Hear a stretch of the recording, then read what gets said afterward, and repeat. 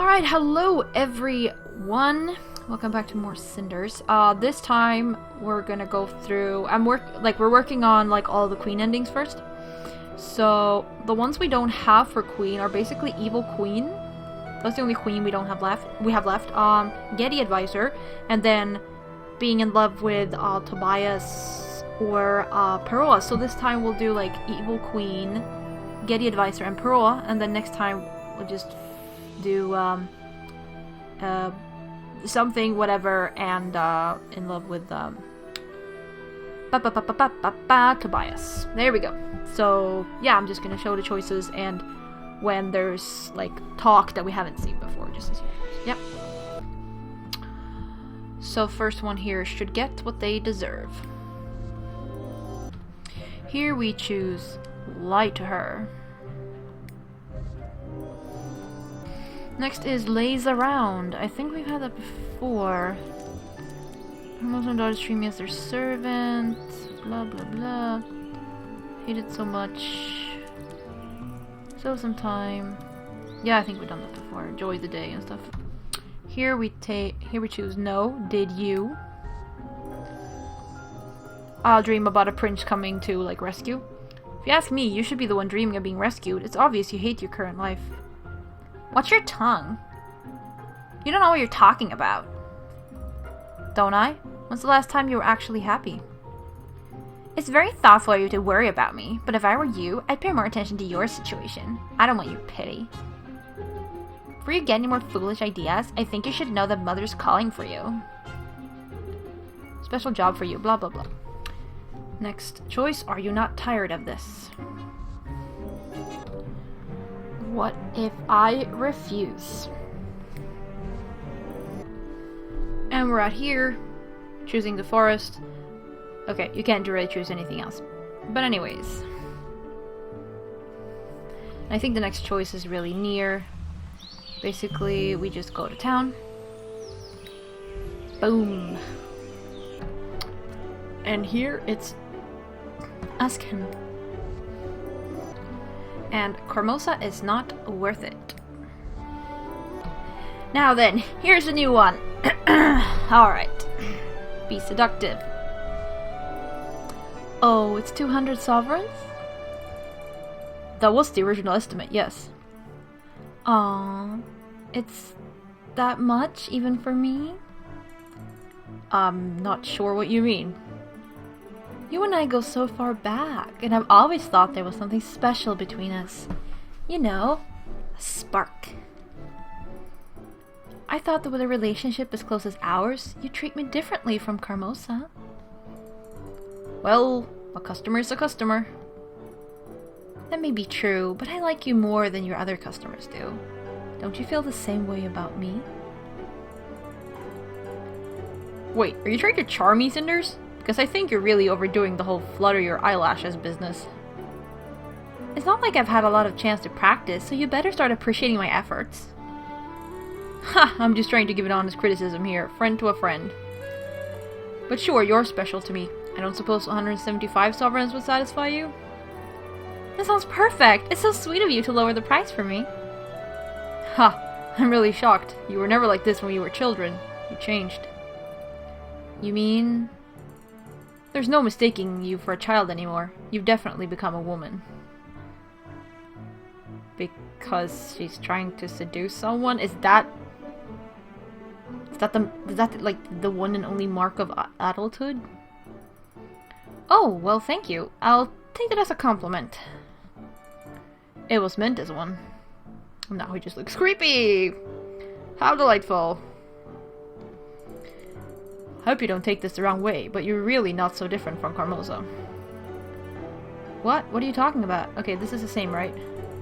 Try to get me to lower the price, even though I'm your friend. So, doesn't mean I'm like Carmosa. That woman is cruel and manipulative. Sorry, I didn't mean it like that. Okay, yeah, this is the same. Boom. Now we go to the inn. And we approach him. Oh, Perrault. We approach Perrault. Next is, you were brave to fight them. Then we're here and we choose our residence. Next is talk back to her. I think we've done that before, right? What I do with my own time is not any of your business. I work for you without any form of compensation, so why do you care if it takes a little longer to get tasks done? Did what you told me, after all. Oh, yeah. Follow the mysterious visitor. Confront Tobias now. No. Next is, you sure told her. Tell her. It was suffocating. Well, I loved it back then, but it hardly seems that great anymore. I don't know if we'd done it before. In a way, I feel as if I was a prisoner inside my father's childish dream, a simple fairy tale for a simple princess. I know what you mean. Having an active imagination is one thing, but using it without taste is something else entirely. It should be punishable too, if you ask me. He was very generous with his fantasies, my father. He sheltered me from the outside world, but I missed out on so much because of that. What about your mother? Do you remember her? Oh yeah. Why do people get married? For political gains. You are so cruel. Okay, you're just as cruel and calculating as Cremosa. You'd let someone else suffer for your own personal gain.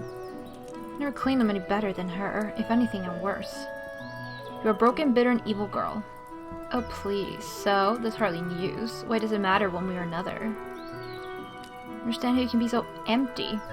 Can't you see that you're responsible for most of your own suffering? People can be ridiculous. You believe in magic? Well, I believe in myself. Now we're over here, and we will say, tell me or face the consequences. Well, tell me why you came, or you'll have to face the consequences. Ha, little lady trying to threaten me? What could you possibly do to me? I seem to remember that you earned here last night was supposed to be secret. Oh yeah, I think we've chosen this before, yeah. We should ask Gloria. Maybe Gloria will know something. She always tries to make Hermosa's business her own. I'll go look for her. Oh yeah, it's the same that she's in the room, blah blah blah. Next is... Feel free to languish over it as much as you like. I better place to be sorry. Wait, I'm sorry. I know that things have been really tense between the two of us lately. I have to grasp that much. I'm sorry for how I've treated you. Because you want something from me. I'm sorry, it's just that sometimes you make yourself really difficult to like. I didn't mean it like that. What I mean is, you're always so serious about things. Always trying to be like Hermosa. Not this again. Are you still going on about that? I don't mean it as an insult. I think you're doing a good job following Hermosa's footsteps. It's just that it puts a huge strain on you, and sometimes you take it out on me. And what would you suggest? You and Sophia are so childish sometimes. Someone has to be responsible. Hermosa can't do everything around here. If we don't help her, then who will? We have to be adults. I know, you're right. In fact, more and more I'm seeing how true that is. I shouldn't have been so hard on you. I'll try to make things easier on you in the future. I admit I didn't expect such a humble apology from you. Maybe you're more mature than I thought. As for that man's visit, I don't think it's really that much of a secret. Thank you. I suppose there's no real harm in telling you. The man said he has some information, might be of interest. Mother let him in. Did? Yeah, blah, blah, blah, same. I wonder if she's reaching out for a friend. Maybe the two of us could be friends. I don't know who she's talking about, but I think we've had that before. Could we be friends? Probably not. Girl, there's too many issues to work through, especially when it comes to her self-esteem. I would probably talk about Sophia. The fact that she keeps pushing me away doesn't help either. I know she'd had a rough life, and I know she's hurt, but it's like she's given up on herself. If I want to change, there's nothing I can do about it. I don't think there's any chance of us being friends. Talk with Sophia was nothing compared to meeting Madame Ghede, blah blah blah. Here we call them both hopeless. Next is Tell Gloria. And we are going to Rebel. Oh, I wasn't here to ask for your permission. I just wanted to inform you. Oh yeah, we have had that before. And here we will first go to the forest.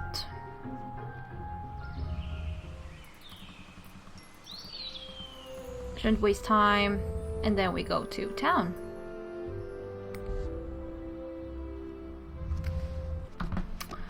This one is I am not good wife material. Huh, are you sure? I think there's at least one major difference. I don't think I'd make a good wife or a mother. I prefer to make my own way in life. But I am rather ambitious. I suppose my mother and I are similar in that respect. I just don't see myself settling down, getting married, or having children. There are so many things I want to do. I'm not really interested in anything like that. Details, darling. It's not about settling down or running around. It's about making your own choices. Well, that's a moot point anyway. Even though I want to make my own choices, Carmosa gives me no freedom. Ah, Lady Carmosa. Blah blah blah blah, your father was attracted to... Yeah, the next one is agree with Madame Ghede about Carmosa. And are we getting along with the sisters? No, they are the worst. What is our plan? I have my ways. Well, I don't have a plan just yet. Why not? Don't tell me you're just waiting for your fate to turn on its own? Hardly. I want to break free of my own power, and I'm willing to do a lot to achieve it. You said that my mother knew how to get what she wanted. I have my own ways too. I'm not a little girl anymore, and Carmosa made a big mistake by underestimating me. I don't have a plan yet. It will just be a matter of time before an opportunity arises. I will be ready for it. That's the spirit. Just don't wait for the opportunity forever. Sometimes opportunities need a little push. Clear idea, blah blah blah. Next we go to the inn. Now we're actually gonna choose tell me about yourself. Actually, I was more interested in hearing about you. Me? I'm just a simple warrior. What's so interesting about me? Plenty of things. For starters, how did you become the captain of the guard? Well, if you really want to know, it runs in my family. My great-grandfather was a mere soldier, but he saved the king's life in battle and was rewarded. The family was granted a noble title and the position of king's personal guard. Since then, my family's heritage has been swordsmanship and loyalty to the crown. So you were destined to have this position from the start? Yes, but I accepted it with great pride and joy. It's an honor to serve the kingdom. We will always remember that the king was grateful and kind to the man who saved him. Didn't you ever think about doing something else with your life? Not once. Besides, it was not my decision to make. I don't want to be speaking out of turn, but that sounds so sad. You didn't have a choice? There's nothing sad about it. The men of my family have been honorable soldiers for ages. I was raised on tales of my brave ancestors and trained in combat since I was a child. When I received my first sword and joined the palace guard, I was so proud. It was the best day of my life. I felt like I could finally stand among the heroes of my family. Do you still feel that way even now? Not as much, but I don't blame my family for my path in life. The world is simply changing. There was a time when conflict meant a sword in the heart, but now it's a dagger in the back. These days, everything is poisonous words and false smiles. You can't tell friend from foe. Kingdoms are torn apart by whispers and false smiles now. There's no place for a man of the sword. All I have left is a corner in the inn, and the occasional desperate lowlife kidnapping a few children. I'm not the heroic savior that my ancestors were. And then we should answer, perhaps you should settle down. Perhaps you should settle down then. Start a family. Get married if you're not already. Huh, and then what? Become a farmer? Well, sure, if it makes you happy. That's not the life for me, although I understand your point. It would be nice to settle down eventually, find a wife, and have a piece of land to call my own. But that's a long way off. I can't abandon the prince now. Things are too delicate right now. He's young and promising, but I don't think he'll be able to face opposition alone. Even if there's no need for the sword, my family is sworn to protect the crown, and I shall do that to the best of my ability. That's enough of such heavy subjects, though. I'd rather get to know you more if you don't mind. You look like a girl from the town, but I haven't seen you around. I don't live in the town, actually. I live in the house ruled by Lady Carmosa. Oh, forgive me, I didn't realize you were nobility. Your clothes give you the appearance of one of the townfolk. I didn't know you were incognito. Yeah, I presume this is just the same. She talks about her life and stuff. Next choice is disagree. I'm sorry, but I really can't sympathize. Hiding behind a merchant's oath doesn't count in this case. This is my life we're talking about. I didn't even know my own house was having money problems. My friend, you should have told me. Sorry you feel that way. I know it's important to you, and I did consider telling you. Yeah, I think we've seen this before. Next answer is... You are wrong. Dear Gloria, I don't know what's more ironic, you talking about maturity or the fact that you actually believe in the things you are saying. My poor little drone, maturity has nothing to do with reproducing a pattern you've been presented. Watch and repeat, that's a child's task. Maturity is independence. It is choosing the life you want for yourself and doing all you can to get it, despite the shadow of the Great Mother trying to block you from the sun. I think we've seen this before. How can she try to protect you, teach you how to live, and expect you to care for a legacy? Such unjust cruelty. Maturity is also about being able to create your own relationships, no matter what she told you. We don't have to torture each other, you know. Just because Carmosa trained us to pick on ourselves so that we won't join forces and rebel against her, it doesn't mean we have to do it. Exactly, we waste all our potential to act responsibly and show Mother that we were adults on constant quarrels. We're not doing half the things that are expected of us, of any responsible person really, and Carmosa is still giving us a chance. Yep. Next is fight back. Why would we? You give us no reason for being friendly. And vice versa, all you do is whine and act irresponsibly. There's no logic in what you both do. Oh, sneaking into my room in the mornings that nobody will see you talk to me is pure logic and no emotions. To get us to understand each other and reason with you. Next is Tavern. I don't know if we've seen this, but she goes to the tavern. I'm not sure if we've seen this or not. I thought the captain would be here. He said he was heading to the inn. I do have to admit, I was hoping to talk to him. Oh, and then we meet him here. Cheers, drinks up. I don't have enough dough, so they're not on me, mate. So sorry. This toast goes to y'all. May you live long and prosperous. Why, hello there. How about me? Am I included in the toast? Not you again. You do get around, don't you? The forest, my own home, and now here. I'm beginning to expect to see you wherever I go. And again, are you following me? Following you? You must be right ridiculous, lass. I certainly don't do nothing wrong. Oh, but I'm so glad to see you. I need to ask you a couple of questions, and here you are, ready and willing to answer to the fullest extent.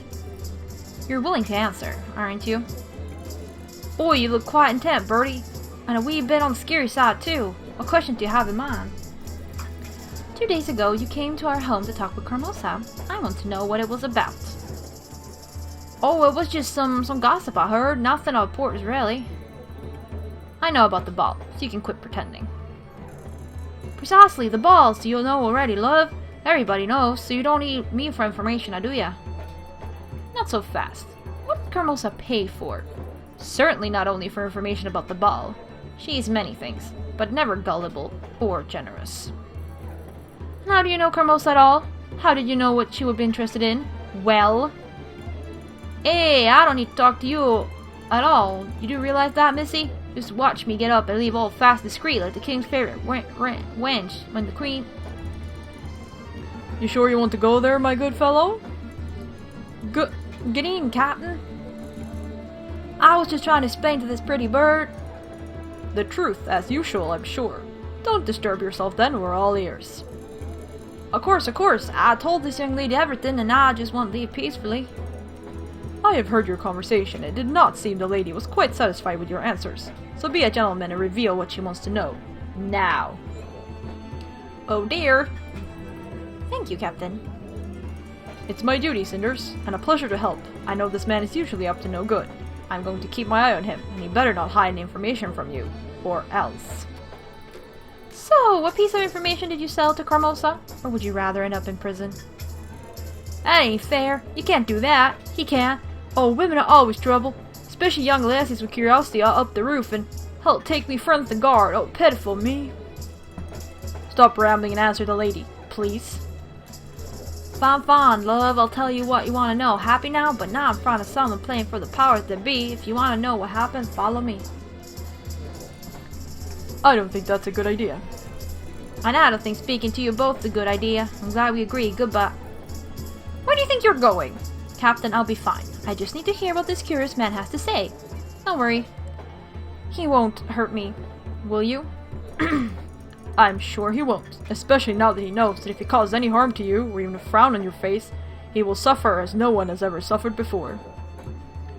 Ooh. Shall we go talk outside?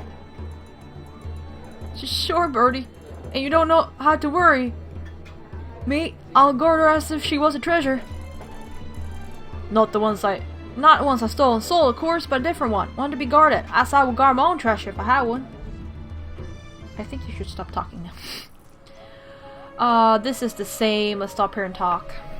And now we're gonna threaten him. You know what? I'm getting really annoyed with this farce. It's irritating, and it makes me wonder about funny things I could do. Funny things, she says. Funny how?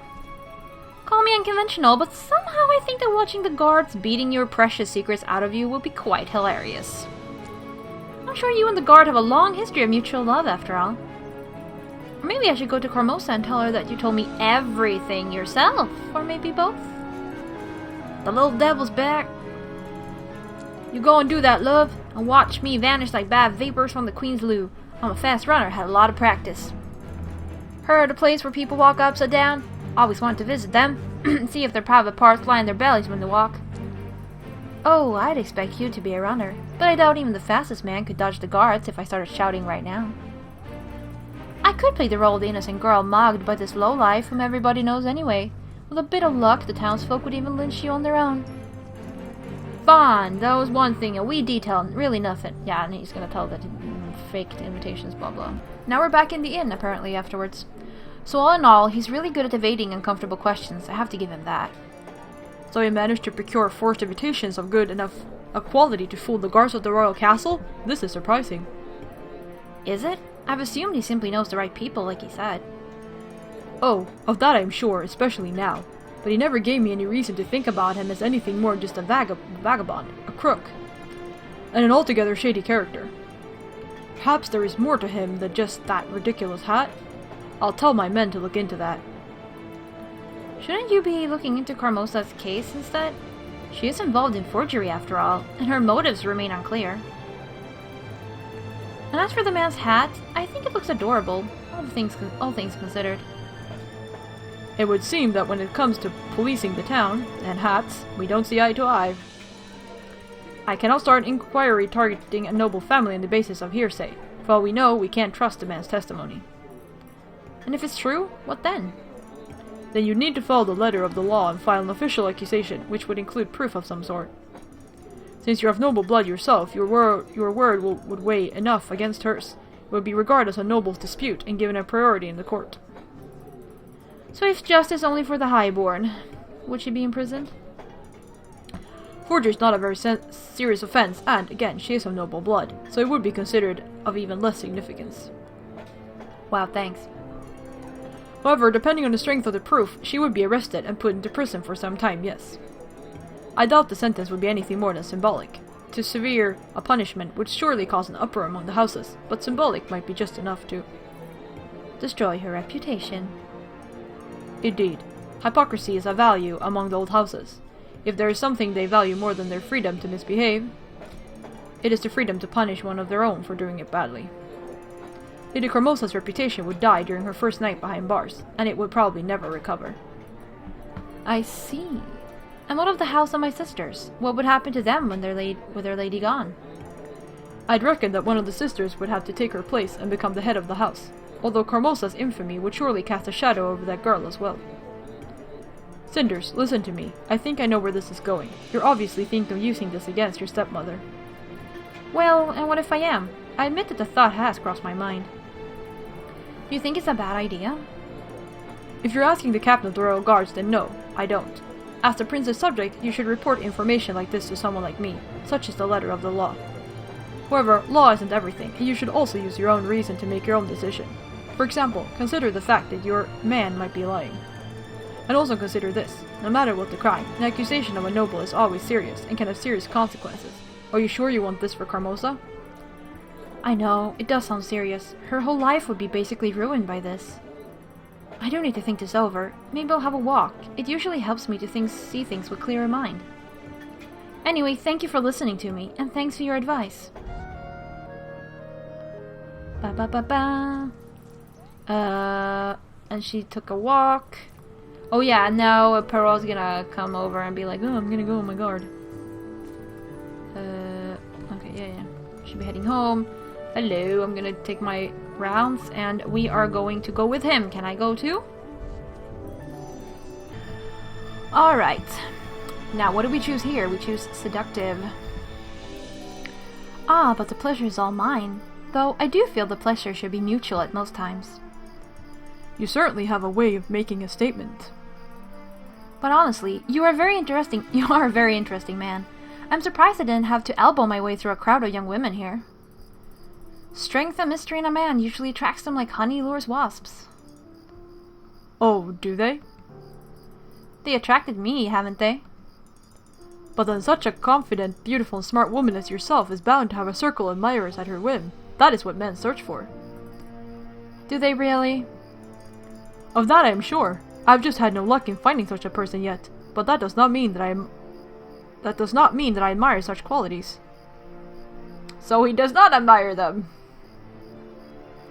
But that does not mean that I admire such qualities. I presume it's that that does not mean that I don't admire such qualities.